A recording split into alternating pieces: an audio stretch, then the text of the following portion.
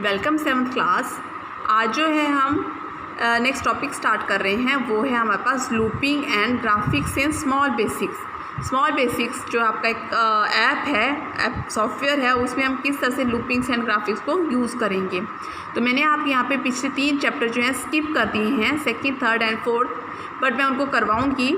पर पहले मेरे को लगा कि आपको थोड़ा सा प्रोग्रामिंग का भी पता होना चाहिए, इसलिए मैंने आपका ये चैप्टर स्टार्ट किया हुआ है। ठीक है, होना चाहिए ना आपको आइडिया कि प्रोग्रामिंग क्या होती है। सारे बोलते हैं कि कंप्यूटर्स वालों को प्रोग्रामिंग आनी चाहिए, पर होती क्या है ये प्रोग्रामिंग, तो उसके बारे में आपको थोड़ा आइडिया होना चाहिए, इसलिए मैंने आपका ये चैप्टर पहले स्टार्ट किया हुआ है। तो स्टार्ट करते हैं इंट्रोडक्शन से। In the previous class you have learned how to use the sequential construct to write a program to be executed in a sequence. पिछली क्लास में हमने पढ़ा हुआ है कि कैसे जो है हम सिक्वेंशियल कंस्ट्रक्शन मीन्स किस तरह से हम सिक्वेंशियल कंस्ट्रक्टर यूज़ करते हैं किसी भी प्रोग्राम को एक सीक्वेंस में प्रॉपर वे में लिखने के लिए। तो पढ़ा हुआ है आपने, नहीं पढ़ा हुआ है, क्योंकि मैंने तो नहीं पढ़ाया हुआ है आपको, हमारा थोड़ा सा सिलेबस चेंज है, तो मैं आपको इस क्लास में बताऊंगी कि कैसे हम इन चीज़ों को करेंगे। ठीक है, you are also familiar with the branching construct to execute certain set of statements based on the conditions, कि किस तरह से हमारे पास जो अलग अलग स्टेटमेंट्स हैं वो हमारी कंडीशन के ऊपर बेस्ड होती हैं। अब क्या कंडीशन है, क्या स्टेटमेंट है, हमें नहीं पता, तो ये सारी चीज़ें हम यहाँ पे डिस्कस करेंगे इस चैप्टर में, इसलिए मैंने आपका ये चैप्टर चूज़ किया। In this lesson you will learn another control statement. इस चैप्टर में ये कह रहा है कि हम एक अनदर कंट्रोल स्टेटमेंट उसके बारे में पढ़ेंगे, दैट इज़ लूपिंग और आइटरेटिव स्टेटमेंट, जो कि आपकी लूपिंग और आइटरेटिव स्टेटमेंट उनको कहते हैं, वो चीज़ हम पढ़ेंगे। Loop is a set of the statement that execute again and again. तो लूप क्या है, एक सेट ऑफ द स्टेटमेंट है जो बार बार जो आपका प्रिंट एग्जीक्यूट होता है। एग्जीक्यूट मीन्स रन होता है। अब क्या लूप होता है, क्या बार बार एग्जीक्यूट होता है, वो चीज़ हम इस चैप्टर में डिस्कस करेंगे। तो सबसे पहले आता है small basic provide 2 types of the loops. Small basic जो है आपको 2 तरह के लूप्स के बारे में बताता है। पहले है एक फॉर लूप, एक आपका वाइल लूप। तो उससे पहले मैं आपको चीज़ बता दूं, यहाँ पे हमने बोला स्टेटमेंट और कंडीशन के बारे में मैंने पढ़ा कि हम जो है फैमिलियर हैं, क्या स्टेटमेंट है, क्या कंडीशन है। स्टेटमेंट्स होती हैं जो चीज़ हम लिख रहे हैं, ठीक है, जो चीज़ हम लिख रहे हैं वो लिख रहे हैं हम किसी रूल्स को फॉलो करके। ऐसा नहीं कि जो हमारे मन में आया वो हमने लिख दिया, वैसे नहीं, बट पर्टिकुलर रूल्स को फॉलो करके हम जो चीज़ें लिख रहे हैं एक प्रोग्रामिंग लैंग्वेज में, वो हमारे पास स्टेटमेंट होती हैं। और कंडीशंस क्या होती हैं कि हमें दिया हुआ है कि आपको, जैसे आपको मैथ्स का सम दिया होता है करने के लिए। एग्जाम्पल मैं आपको मैथ्स के सम से बता रही हूँ कि आपको मैथ्स का सम कोई सॉल्व करना है, तो आपको पता है पर्टिकुलर सम के लिए या पर्टिकुलर कैलकुलेशन के लिए, मैथ्स के पर्टिकुलर क्वेश्चन के लिए कहाँ पे कौन सा फॉर्मूला लगना है। ये तो नहीं है कि जहाँ मुझे प्लस दिया है करने के लिए वहाँ पे मैं माइनस कर दूँगी, और ऐसा तो नहीं है कि जहाँ पे मुझे बॉड मास दिया है करने के लिए तो पहले मैं प्लस करूँगी फिर मैं डिवाइड करूँगी। मीन्स अगर मैं एग्जाम्पल ले रही हूँ बॉड मास के क्वेश्चन का, तो मेरे को पता है कि पहले मुझे डिवाइड ही करना है, देन आफ्टर मल्टीप्लाई करना है। इस तरह से आप करते हो, मीन्स आप एक रूल्स को फॉलो कर रहे हो उस एग्जैक्ट आंसर को लाने के लिए, और एग्जैक्ट आंसर को लाने के लिए आपको रूल्स को फॉलो देखिए, आपको उन कंडीशन को भी फॉलो कर रहे हो। सेम चीज़ हमारे पास प्रोग्रामिंग में होती है कि हमें वही स्टेटमेंट्स जो हैं अकॉर्डिंग टू रूल्स लिखनी होती हैं, और कंडीशन मीन जो हमें दिया हुआ है कि किसके अकॉर्डिंग आपको करना है वैसे ही आपको करना है, आप अपनी मर्जी से उसमें नहीं कर सकते हो। ठीक है, वो तो होती है हमारे पास स्टेटमेंट एंड कंडीशंस। अब यहाँ पे जो हम लूप्स में पढ़ेंगे, लूप्स में हम स्टेटमेंट और कंडीशन को यूज़ करते हैं, तो मैं आपको बताऊँगी कि क्या यहाँ पे स्टेटमेंट होती है और क्या यहाँ पे कंडीशन है। अगर आपको बुक क्लियर नहीं है तो आप अपनी बुक को भी फॉलो कर सकते हो। तो सबसे पहले है small basic provide 2 types of the loop. 2 types of loop आपको स्मॉल बेसिक बताता है, एक है आपका फॉर लूप, सेकेंड है आपका वाइल लूप। अब फॉर लूप क्या है, for loop is generally used as a counter loop when you know exactly how many times you need to execute the loop. For loop क्या है, एक आपका counter loop है। काउंटर लूप है जो आपको बताएगा कि एग्जैक्टली बताएगा कि कितने नंबर ऑफ टाइम जो आपने अपने लूप को चलाना है। अब ये लूप क्या है कि कितने नंबर ऑफ टाइम मुझे कंडीशन चलानी है। अभी तक जो मैं स्टेटमेंट और कंडीशन के बारे में पढ़ रही थी, आपको बता रही थी, वो था कि मुझे जो है एक फॉर्मूला अप्लाई करने के लिए जब तक मेरा एग्जैक्ट आंसर नहीं आता मैं बार बार वो फॉर्मूला लिखती हूँ, बार बार अलग अलग क्वेश्चन करती हूँ ताकि मेरे पास जो है वो एग्जैक्ट आंसर आ जाए राइट हैंड साइड तक। फॉर एग्जांपल मेरे को लेफ्ट हैंड साइड और राइट हैंड साइड दिया हो करने के लिए, तो मैं बार बार स्टेटमेंट लिख रही हूँ, बार बार क्वेश्चन लिख रही हूँ। जब तक मेरा राइट हैंड साइड नहीं आ रहा है तब तक मैं इक्वल टू उसको किए जा रही हूँ। बट यहाँ पे क्या होगा, जब मैं लूप की बात कर रही हूँ तो लूप में क्या होगा, मैं एक ही बार फॉर्मूला लिखूँगी, उसकी वैल्यू चेंज करती रहूँगी और वैल्यू तब तक चेंज करती रहूँगी जब तक कि मेरे पास राइट हैंड साइड इक्वल नहीं आ जाता। ये चीज़ मैं आपको एग्जांपल दे रही हूँ लूप का कि लूप किस तरह से आपका काम करता है। तो ये बता रहा है जो लूप है वो आपका काउंटर लूप होता है, जो आपका नंबर ऑफ टाइम्स जो है you need to execute the loop, number of time जो है आप एक ही इक्वेशन के ऊपर वैल्यूज़ को रन कर सकते हो। तो इसको लिखने का तरीका क्या रहता है, क्या सिंटेक्स होता है कि किस मेथड से क्या तरीका इनको लिखने का रहता है, कौन सा एग्जैक्ट कंडीशन, कौन सा एग्जैक्ट रूल्स हैं, वो जो यहाँ पे आपका है बता रही हूँ मैं आपको कि कैसे इसको सिंटेक्स को करना है। तो क्या रूल है उसको लिखने का वो आपको यहाँ पे बताया है। For control variable is equal to initial value to last value, then after statement, then after आपका curly braces close, then after आपका एंड। समझ आया कुछ? अब इसको ये तो था एक सिंटेक्स, ठीक है। इसी सिंटेक्स को जब मैं आपको एग्जांपल से बताऊंगी तो आपको ज़्यादा क्लियर हो जाएगा।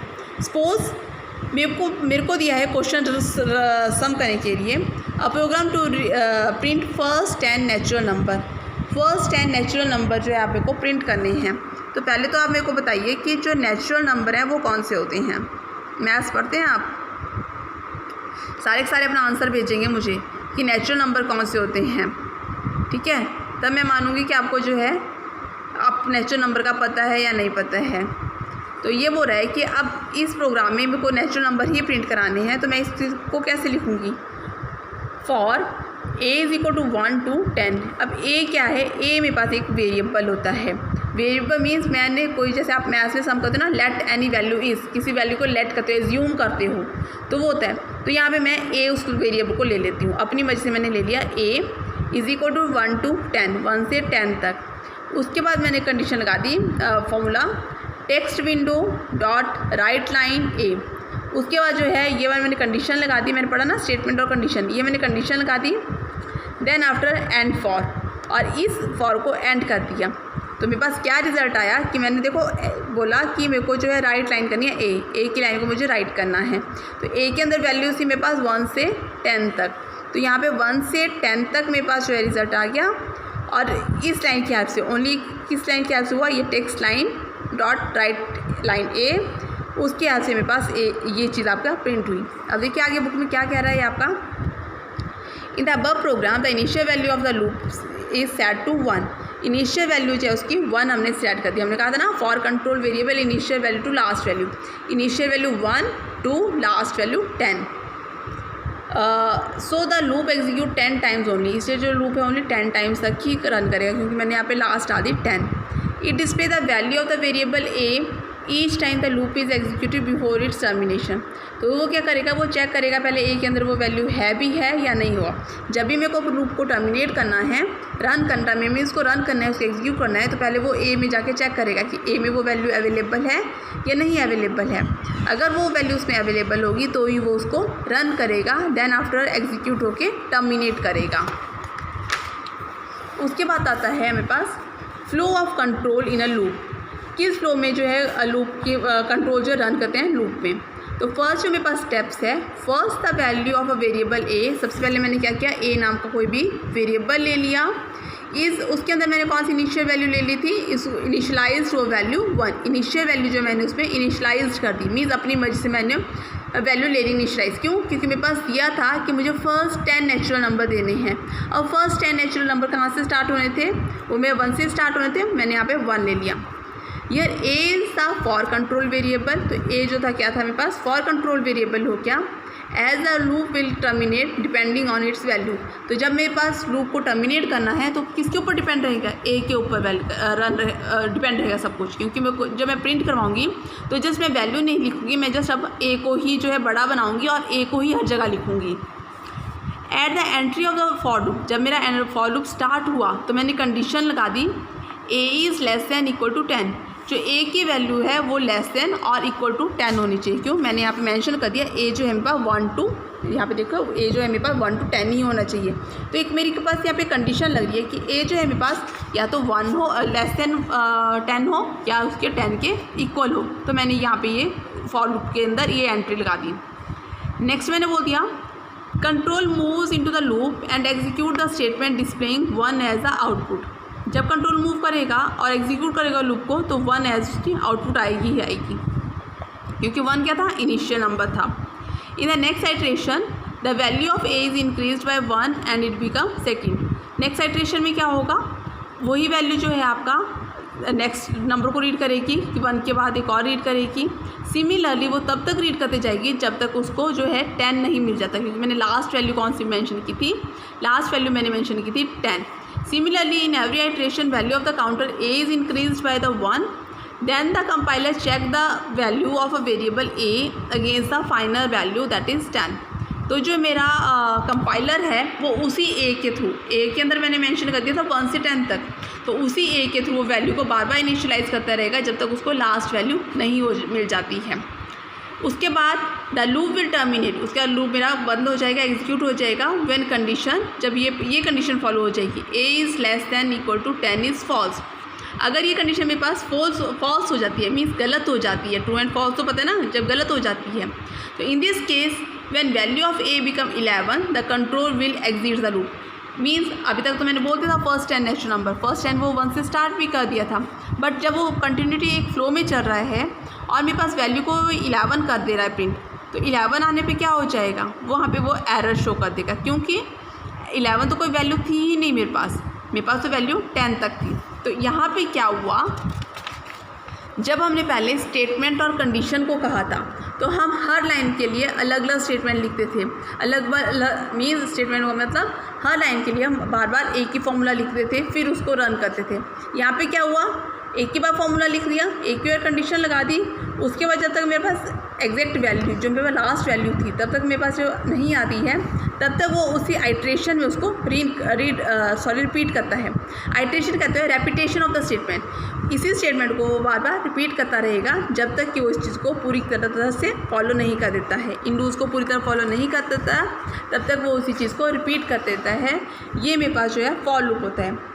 एक और एग्जाम्पल लीजिए, थोड़ा और क्लियर हो जाएगा आपको, ठीक है। मैं 2 एग्जाम्पल कराऊंगी उसके आज, इससे आपको जो है आपको क्लियर हो जाएगा। Program to display the square of the number from 1 to 5। 1 to 5 तक मेरे को नंबर लेने हैं और उनका स्क्वायर करना है। तो मैंने देखो कंडीशन ले ली, for A is equal to 1 to 5, A ले लिया मैंने 1 से 5 तक, और बी ने एक और वेरिएबल ले लिया मैंने, B is equal to A into A और ए को मल्टीप्लाई, स्क्वायर रूट क्या होता है, उसका मल्टीप्लाई होता है ना, जितना नंबर है उसको उसी से मल्टीप्लाई करना है। Then text window dot write line then B क्योंकि वैल्यू किसके अंदर प्रिंट होकर आएगी, जो मेरा अनदर वेरिएबल था, बी नाम का अनदर वेरिएबल था, उसके अंदर वैल्यू मेरे पास प्रिंट होकर आएगी। देन आफ्टर लास्ट में एंड फॉर। तो देखो क्या चीज़ प्रिंट होकर आई, जब एंड फॉर कर दोगे तो आपके पास क्या हो जाएगी, 1 का स्क्वायर 1, देन 2 का स्क्वायर 4, 3 का स्क्वायर 9, 4 का स्क्वायर 16 और 5 का स्क्वायर 25। ठीक है, 5 से आगे वो नहीं लेगा क्योंकि 1 to 5 तक मैंने उसको लास्ट जो है वैल्यू 5 दे रखी थी और इनिशियल वैल्यू मैंने उसको 1 दे रखी। जो उसकी स्टार्टिंग फर्स्ट वैल्यू थी, इनिशियल वैल्यू थी, वो 1 थी, लास्ट वैल्यू उसकी 5 थी। और बी के अंदर आ गया स्क्वायर किसका, ए का, ए की वैल्यू उसने यहाँ से उठाई। मैंने कहा ना, जो आपका वेरिएबल होगा वो वेरिएबल को बड़ा बनाएगा और वेरिएबल को ही बार बार लेगा, वो वैल्यूज़ को नहीं लेगा। आप मैथ्स में जब करते हो आप क्या करते हो, वैल्यूज़ लिखते हो और जो आपने लेट किया होता है, जो आपने एज्यूम किया था उसको लिखते हो। ठीक है, आप वैल्यूज़ लिखते हो तो यहाँ पे क्या करेगा, वो वेरिएबल को ही उठाएगा। क्लियर है। एक और एग्जांपल देखिए, a program to display the table of 8। मेरे को 8 का टेबल लिखना है। अब 8 का टेबल लिखने के लिए मैं पूरा लिखूँगी, कितना टाइम कंज्यूमिंग है, तो उस टाइम को ख़त्म करने के मेरा ज़्यादा टाइम वेस्ट ना हो, तो उसके लिए मैं जो है फॉर लूप का यूज़ करूँगी। फॉर लूप के लिए मैंने क्या दिया, पहले जो है सी नाम को कोई वेरिएबल ले लिया, उसके अंदर वैल्यू डाल दी 8, A B C X Y Z P Q R, कोई मर्जी तुम वेरिएबल यहाँ पे ले सकते हो। मैंने लिया यहाँ पे सी, आप अपने नाम से भी शुरू कर सकते हो, आप अपना नाम भी ले सकते हो वेरिएबल के लिए, ज़रूरी नहीं है ए बी सी, आप अपना नाम भी ले सकते हो। For A is equal to 1 to 10। अब मैंने कंडीशन लगा दी कि जो ए है वो आपका 1 to 10 आ जाएगा। अब देखो यहाँ पे मैं ए बोल रही हूँ, यहाँ पे मैं सी ले रही हूँ, तो मेरा तो ये गलत हो जाएगा। ठीक है, गलत हो जाएगा या नहीं हो जाएगा? नहीं होगा। क्यों? ये जो ए है ये मेरे पास एक अनदर वेरिएबल है। सी देखो यहाँ पे जस्ट मैंने वैल्यू, ये बिल्कुल डिफरेंट है, जो हमने पिछले 2 प्रोग्राम किए उनसे बिल्कुल डिफरेंट है। यहाँ पे हम सिंपल फॉर लूप लगा रहे थे पहले, उससे पहले जो मैंने प्रोग्राम किया उसमें भी क्या किया, सिंपल फॉर लूप लगाया। पर यहाँ पे मुझे टेबल डिस्प्ले करना है, मुझे ज़्यादा वैल्यूज़ चाहिए, तो मैंने एक और वेरिएबल लिया। जितना मर्जी मेरे को ज़रूरत होगी मैं उतने वेरिएबल यहाँ पे यूज़ कर सकती हूँ। तो मैंने सबसे पहले मैंने सी नाम का वेरिएबल ले लिया। सी नामक वेरिएबल लेने के बाद मैंने क्या किया, फॉर लूप लगाया। अब फॉर लूप में मैंने कंडीशन लगा दी 1 to 10, 1 से 10 तक। फिर मैंने एक और वेरिएबल लिया बी नाम का। बी के अंदर डाल दिया मैंने ए इंटू सी, ए और सी का मल्टीप्लिकेशन। ए की वैल्यू है 1 से 10 तक और उसको मल्टीप्लाई करना है सी की वैल्यू से। मीन्स 8 की वैल्यू जो है हर बार मल्टीप्लाई होगी 1 से 10 तक। अब कैसे मल्टीप्लाई करना है, क्या कंडीशन उसके लिए लगानी है, वो मैं यहाँ पे लिखूँगी। Text window dot write line, ये मेरे पास जो है सिंटेक्स ही है जब मैं बेसिक्स पे करती हूँ। C plus X plus A plus equal to plus B. अब ये प्लस प्लस प्लस क्या है बीच में, जो प्लस प्लस है मीन्स वो जो है 1 से जो 10 तक की वैल्यू है उनको वो इंक्रीज़ कर रहा है, एक एक नेक्स्ट वैल्यू को वो यहाँ पे काउंट कर रहा है। ठीक है, उसके बाद मैंने एंड फॉर कर दिया। इस चीज़ को ज़्यादा देखिए स्टेप्स की फॉर्म में। सबसे पहले क्या किया तुमने, you have to see the use of for loop to display the number of continuity. ठीक है, नंबर ऑफ कंटिन्यूटी में यूज़ करने के लिए आपने फॉर लूप का यूज़ किया। If you need to provide some difference between the values, अगर आपको डिफरेंट वैल्यूज़ चाहिए उस केस में आप क्या करोगे, you can use the step statement. आप जो है स्टेप स्टेटमेंट को फॉलो करोगे। This is an optional statement use to provide the uniform difference between 2 successive values in a loop. ये जो एक हमारे पास ऑप्शनल स्टेटमेंट होती है जो हमें 2 सक्सेसिव वैल्यू को एक ही लूप में रन करने के लिए हेल्प करती है। तो यहाँ पे देखो मैंने स्टेटमेंट इस तरह से ले रखी हुई है। ठीक है, सी प्लस एक्स, ठीक है, एक्स मीन यहाँ पे सॉरी एक्स में मल्टीप्लाई है, ये मल्टीप्लाई प्लस ए की वैल्यू प्लस उसके बाद मैंने इक्वल टू का साइन शो कर दिया जिस फॉर्मूले में मेरे को चाहिए था। अब देखो जो जो चीज़ें हैं जिनको मैंने बिल्कुल नहीं छेड़ना है वो मैंने क्या किया, डबल कोट्स में दिया। सी प्लस लिया मीन्स वैल्यू वैल्यू जो है वो रह रही है जो मेरे पास ये वाली सी की वैल्यू है। देन एक्स मल्टीप्लाई का साइन है वो मैंने डबल कोट्स में ले लिया। देन प्लस 1 मीन्स एक वैल्यू इंक्रीज़ होती रहेगी, एक की वैल्यू जो है वो इंक्रीज़ होती रहेगी। उसके बाद इक्वल टू मेरे पास यहाँ पे आ जाएगा, वो मैंने डबल कोट्स में मेंशन कर दिया। देन प्लस बी, और बी की वैल्यू जो है वो भी के इंक्रीज़ होती रहेगी। मीन्स इंक्रीज़ कितनी होगी, जितनी यहाँ पे दी हुई है इन दोनों वैल्यू को वो इंक्रीज़ करेगी। जैसे यहाँ पे आपका पहले 1 और 8 आएगा, 2 और 8 आएगा, 3 और 8 आएगा, इस तरह से वो वैल्यू उसकी इंक्रीज़ करती रहेगी। तो ये यहाँ पे हुआ 8 इंटू 1 इंटू और जो इक्वल है वो तो एज इट इज़ रहे, वैल्यू जो है 8 की वो भी एज इट इज़ रही, पर जो मैंने प्लस ए लगाया हुआ है। अब देखो 2 चीज़ें, एक और चीज़ आप नोट कीजिए। वैसे ये आपका हायर क्लासेस में आपका यूज़ होने वाला है, बट फिर भी अगर आपको कंसेप्ट पता हो तो ज़्यादा अच्छी बात है। यहाँ पे देखो मैंने लगाया है सी प्लस और यहाँ पे लगाया मैंने प्लस ए। तो सी प्लस का मतलब है कि वैल्यू जो मेरे पास नहीं बढ़ेगी, मीन्स इसको हम बोलते हैं पोस्ट फिक्स। पोस्ट फिक्स का मतलब है कि मेरे पास वैल्यू तब बढ़ेगी जब मेरे पास रिज़ल्ट आ जाता है। ठीक है, सी प्लस को बोलते हैं हम पोस्ट फिक्स और इसमें वैल्यू तब बढ़ती है जब मेरे पास रिज़ल्ट आ जाता है। जो आपको मैं जो है फिंगर में दिखा रही हूँ 8, 16, 24, जो मेरे पास रिजल्ट बढ़ जाता है। और सेकंड वैल्यू लिया मैंने प्लस ए, मीन्स ये होता है प्री फिक्स, मीन्स पहले ये वैल्यू को इंक्रीज़ कर देगा। ये जो क्या है ए की जो वैल्यू है, ए जो 1 से 10 तक लिया है, ये जो रन होने से पहले क्या करेगा, वैल्यू को इंक्रीज़ कर देगा 1 2 3 4 5 6। तो इसको बोलते हैं हम प्री फिक्स। ठीक है, इसको बोलेंगे पोस्ट जब प्लस बाद में है। ठीक है, नाम से पता चला, सी के बाद लगाया तो पोस्ट, अगर पहले लगा दिया तो प्री। तो देखो जो प्री वाला था वहाँ पे वैल्यू पहले इंक्रीज़ हो रही है, पोस्ट वाले में यहाँ पे 8 ही रह रहा है। और पोस्ट वैल्यू की वैल्यू कब आपकी इंक्रीज़ हो रही है, जब आपका रिजल्टेंट आ रहा है। ठीक है, इतना कीजिए, इस चीज़ को पहले नहीं क्लियर होगा दोबारा पूछिए। ठीक है, आज हम जो ये 3 एग्जाम्पल ही करेंगे लूपिंग के। Thank you class.